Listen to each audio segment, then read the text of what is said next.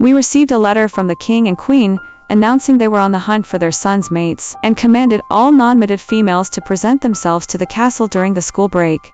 I missed the cut-off time to go to the castle.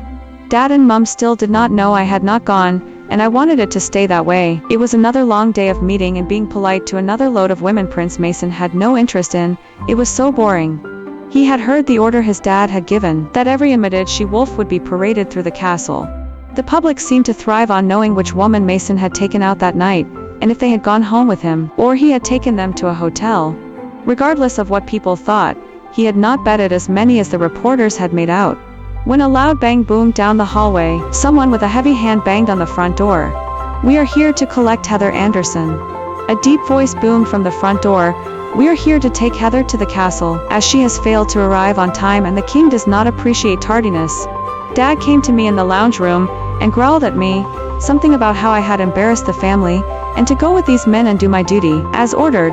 I was led out of the lounge room, and down the hallway by my angry father, to the 6 very tall, very strong, very angry-looking men, whose job it was to cart me unceremoniously back to the castle and meet the princes. Entering the castle was a nightmare, I thought as I entered the large throne room. Entering the castle was a nightmare, people hanging around the gated entrance, looking at who was being brought in and leering at me as I passed them by. At the end of this huge room is a man and woman seated on an overly large chair, on a small stage, that makes them seem to be seated above everyone else. There are chairs to the left and right with young men seated on them. I looked over to the man on the right of the older man and my eyes widened, as my wolf called out in my head, "Mate!" I cringed and almost cried right then and there. I did not want a playboy as my mate, and I was angry that the goddess had given me one. How come I got a playboy for a mate? I have been good and followed all the rules. I have not betted every man who tried to get into my pants. Goddess, what did I do to deserve a playboy for a mate? However, the moment this one walked in, with her head held high, and full of confidence, and her scent hit Mason's nose, that was the moment he knew that she was his mate. Her hair was long and dark brown, and she had little sparkling clips in her hair. She had on jeans and a t-shirt, and no makeup, and to his surprise her feet were bare. She took one glance at him and her eyes widened, and then, to his surprise, her face fell and a sort of sadness fell over her. She looked back to his parents and never turned to him again. When I reached the bottom of the stage in front of the throne, I lowered myself down on my left knee and bowed my head low, my right hand over my heart, while I looked at the floor. Ish sin hark bin sintaf gor bantik sagla. Greetings my king and queen, may the goddess grant you bountiful blessings. I spoke in a sing-song voice, as the language is so pretty, and I thought it should be sung and not just spoken. To my surprise, the king responded in kind.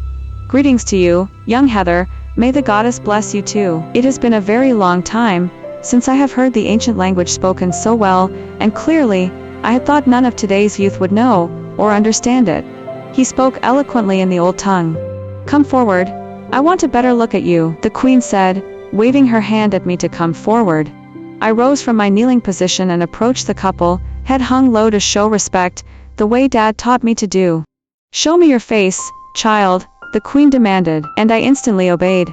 Very pretty, you have done well Mason, she will make you beautiful pups. My eyes widened at her comment, and I looked over at the man that I now know as Mason and almost groaned out loud.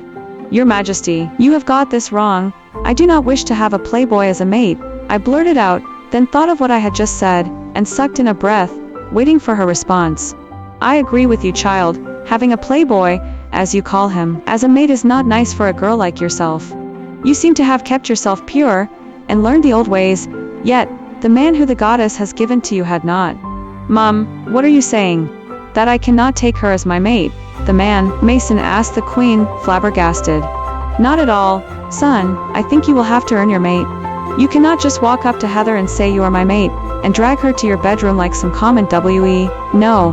You are going to have to woo her, earn her respect, and show her you will be faithful, though once mated it is hard not to be, but in the meantime, do you think you can do that? Challenged the queen. I could try if Heather would accept the challenge. Nope, not interested.